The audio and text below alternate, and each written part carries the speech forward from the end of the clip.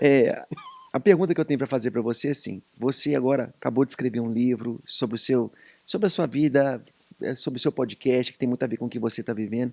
Quais são seus sonhos ministeriais daqui para frente? Olha, será que eu posso falar tudo? Deve. Não, nós E estávamos. aproveita e fala desse livro também É maravilhoso. sim, o Mais Forte e Corajosa, que é pela editora Vida. E como veio a ideia do Mais Forte e Corajosa? A gente compreender que a nossa força realmente vem do Senhor. Hoje em dia, os valores estão muito invertidos. Hoje em dia, a mulher ela tem sido impulsionada a ser forte pelas próprias mãos, a colocar os teus sonhos, os teus planos acima dos planos de Deus. Eu era essa mulher e eu compreendi que na minha fraqueza o Senhor me fortaleceu com a palavra dele, com o exemplo dele. E nesse livro eu falo justamente sobre isso, sobre 10 pilares aqui que onde eu sou mais fortalecida com a palavra de Deus. Da maneira de eu me libertar do passado, dos meus traumas, de que forma Jesus nos ensina a sermos fortes, né? O que é ser forte diante da palavra de Deus. Então tem muitos exemplos, não é um livro onde é o meu testemunho do começo ao fim, ali eu coloco exemplos bíblicos, né, que convergem com aquilo que eu vivi também, porque eu acho que a gente tem mais autoridade para falar daquilo que a gente vivencia. Então, ali eu vou dando, né, são 10 exemplos bíblicos que têm a ver com aquilo que eu passei e como as mulheres podem ser realmente fortes em Cristo. Né? A palavra é Legal. sobre isso. E ministerialmente, eu tenho pedido muita direção ao Senhor. Como eu disse, eu vou continuar falando dele, usando aquilo, as minhas habilidades, os meus talentos. Nós estávamos falando aqui em off. Eu desejo, sim, fazer outros materiais audiovisuais. Eu recentemente produzi, né, e realizei um documentário em Israel antes de tudo acontecer, de 30 episódios, onde eu conto a história de cada lugar, onde eu dou exemplos também do que se passou, e foi uma experiência única para mim. E o Senhor, ele não me revela tudo. Ele sabe que eu sou muito proativa. Eu acho que se ele revelar o que vai acontecer para mim daqui 2 anos, eu já vou querer realizar agora. Ele vai me dando um passo de cada Um dia vez. de cada E vez. assim que ele me dá, eu já realizo. Que legal. E as portas abrem muito rapidamente, e eu sou muito obediente.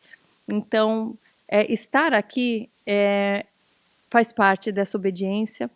E o que ele vai fazer, eu tenho uma leve visão que eu ainda não posso, né, falar sobre tudo, porque acho que as pessoas também não compreenderiam, assim como eu também não compreendo toda a grandeza do que ele me mostra. Mas ele tem me capacitado e vai me capacitar ainda mais. Eu quero um dia ainda estar pregando a palavra dele em inglês, em espanhol, em português, no mundo todo. Que massa. Você que veio da arte, da dramaturgia e tudo, nós estamos criando aqui um projeto que é a ASA, que vai além de uma gravadora, ela também vai ser uma produtora de conteúdos, como esse podcast, como alguns documentários, como você disse aí, mas também de novelas, de filmes, a gente sonha muito com isso. Não te incomoda? Você que veio da arte, eu também vim, quando me converti, eu já era da televisão, e o que me fez movimentar na arte, no meio gospel, foi sempre uma indignação. Não te deixa aflita quando você vê o tanto que estamos atrasados com relação a conteúdos que não são saudáveis?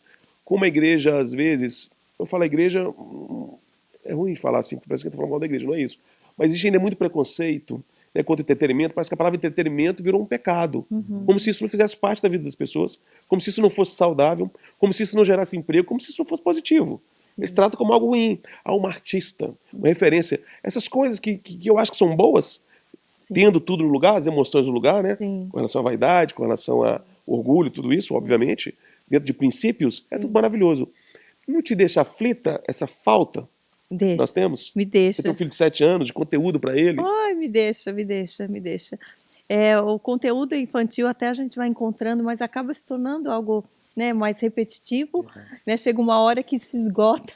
Eu mesmo já vi os conteúdos com meu filho diversas vezes, a gente repete os mesmos, e eu tenho também essa vontade de ver mais, né? A palavra de Deus na arte, na música, no cinema. A gente vê, né, o que tem sido feito, já algumas séries, né, que estão tendo, né, como o Superbook, que eu gosto, não sei se Uhum. vocês conhecem, com Gosto conteúdo demais. infantil também.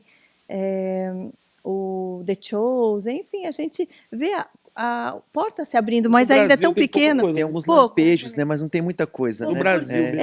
o- Fala uma série legal do Brasil. Um filme legal do Não, Brasil. o Brasil tem Certo. uma cultura muito forte com relação às novelas seculares, né? Então parece que todo 99,9% da arte está Parece focada que a nisso. gente tá meio que bloqueado no criar. É. A gente não tem muita capacidade. Todas as músicas que são famosas no Brasil, eu descobria. Quando eu cheguei aqui, eu fui descobrindo um monte de tradução e eu ficava tão chateada. Eu falava, É meu verdade. Deus, Só que a gente cadê os consome. compositores Só que o brasileiros? público cristão consome. Ele vai no cinema. Mas eu espero que se levantem compositores brasileiros, escritores brasileiros, pessoas que influenciam de fato. Você falou que teve uma aceleração quando você começou a se posicionar e a gente vê os frutos. Então, a minha maior vontade, ele estava falando sobre o influenciador, é que o papel, cada cristão, se cada cristão entender que ele é um influenciador, essa é a Sim. melhor maneira de dizer Maranata.